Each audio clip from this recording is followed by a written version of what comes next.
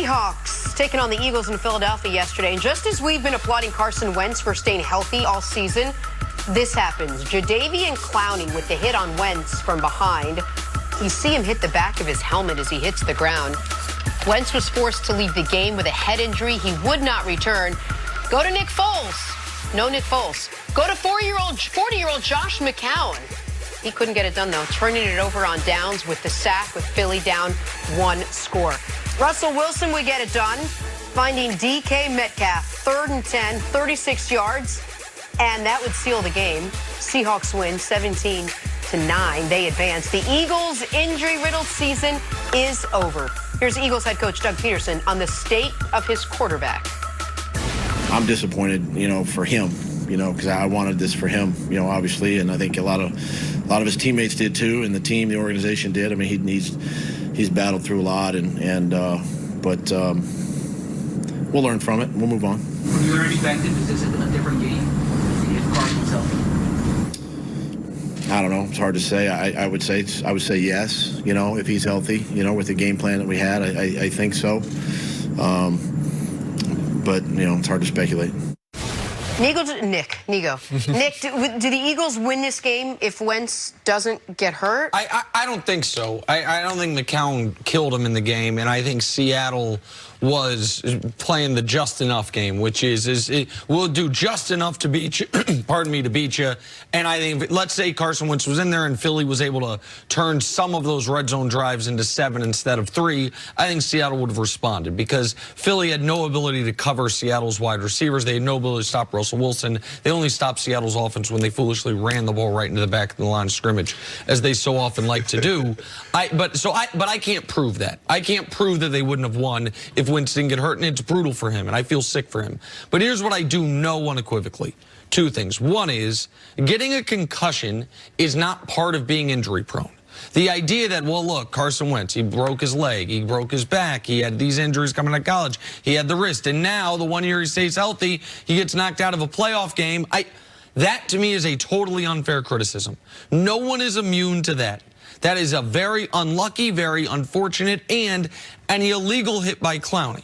The other thing I feel like I know is that was not an intentionally dirty play.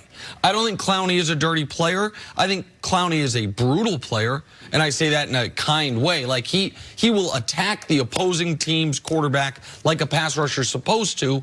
And listen, the NFL is trying to take the head out of football to prevent plays like this. It should have been flagged. It was a missed whistle or a missed flag by the officials. But I don't think Clowney, in the split second Wentz is going down, is targeting his head. Now, that doesn't mean it shouldn't have been flagged. I think he's trying to get him on the ground, and he hits him in the head. So I don't think it's a dirty play, and I don't think this is indicative of Carson Wentz being some injury-prone player. Those are separate issues.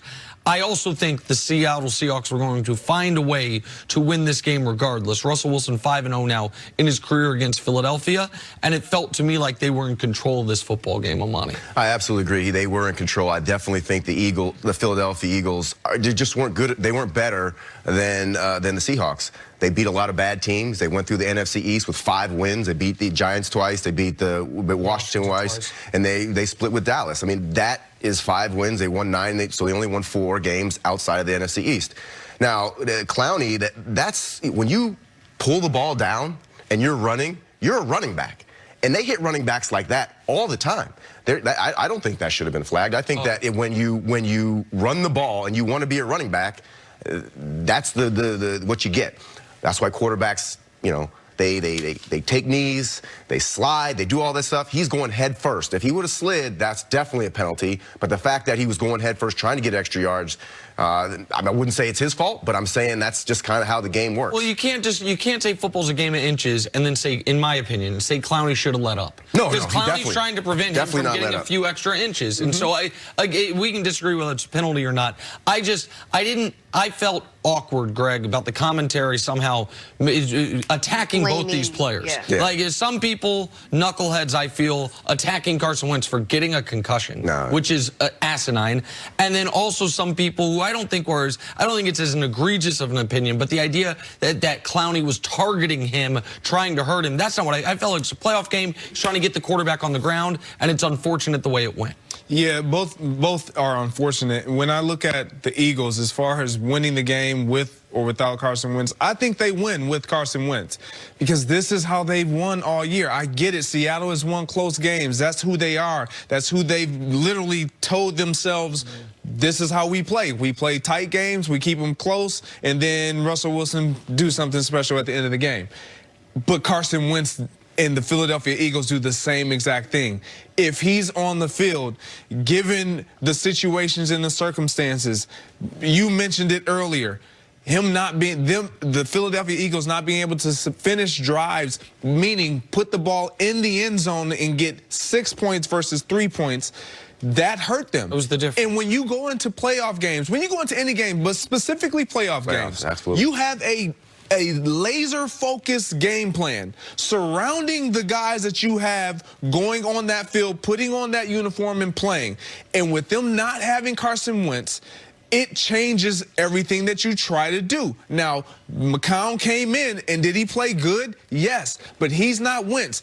Doug Peterson isn't on the sideline looking at his call sheet saying, okay, let's just keep it rolling with anything. No, he's now trying to scramble and do things that will accommodate what he has in at quarterback. All right, quickly to the other side in the Seahawks. I know it was another frustrating offensive game plan for you. How dangerous is this Seahawks team, given what you saw yesterday and the way they've been playing moving forward?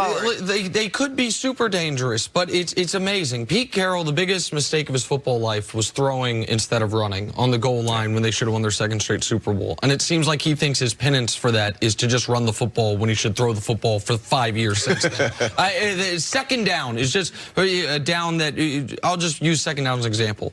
In this football game, they ran the ball on second down 7 times with running backs. They got 2 yards. They dropped Russell Wilson back 12 times. They got 131 yards. The running back who got the most carries for them had 11 carries for 12 yards, including a 12-yard carry. That means he had 10 carries for 0 yards. They tried to follow the same script that cost them the Dallas game last year in the playoffs, which was run, run, run. They call these games like Blake Bortles is their quarterback. Like, we will only drop our quarterback back if we have to, and when you have to, it's like, oh, it's Russell Wilson. That's a perfect bomb to DK Metcalf to win the football game. So, Amani, I think they are as dangerous as the coaching staff allows Russell Wilson to be. I think he is, I know, he's one of the 5 best players in the whole league, and they only use him when they have to. If they're going to compete with Green Bay, they got to make that a Russell Wilson game, not a Marshawn Lynch, what's the other running back's name? I forget the guy they just signed off the street. My apologies, but not a Marshawn Lynch or Homer game. Travis Homer, who had the 11 carries for 12 yards. They got to put it on Russell's right arm. I do think Russell does need to get more touches, but I'm a fan of the running game. I like the fact that they run the ball, because running the ball isn't just about what you can see statistically. It controls the clock. You know, you allow your offensive linemen to get some momentum as they move forward, instead of taking the power of the defensive linemen as they come in on a pass rush. So I believe that it's a momentum thing. It's a physical thing. I played with Sean Payton, who was our head coach, and we used to run the ball a lot as well. And Sean Payton used to always say, running the ball is like hitting a rock. You never know if it's the first hit is going to break open the game or the last. So running the ball is important, and it's important for this offense. I don't know if they have the receivers or if their offensive line is really good enough to just drop back 30, 40 times a game and win a game. I like the Seattle Seahawks, their game plan. I like what they do. I think that they have every chance to beat any team in the league right now. Well, now they will have that chance as they move on. Amani, thanks so much for hanging out today. Right, thank you. Thanks, appreciate it. Time. Take a break. Coming up, what team will Tom Brady suit up for next season? That's next on First Things First.